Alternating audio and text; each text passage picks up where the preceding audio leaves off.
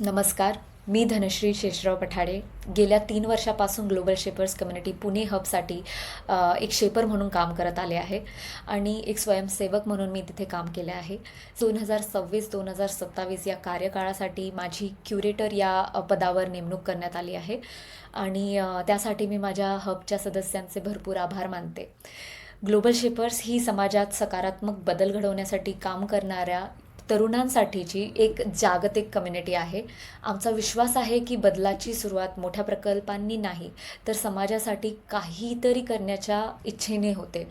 पर्यावरण, मानसिक आरोग्य, शिक्षण, वंचित समुदाय किंवा आपल्या परिसरातील कोणताही प्रश्न किंवा समस्या यांना ओळखून त्यावर एकत्र काम करणं हीच आमची खरी ओळख आहे.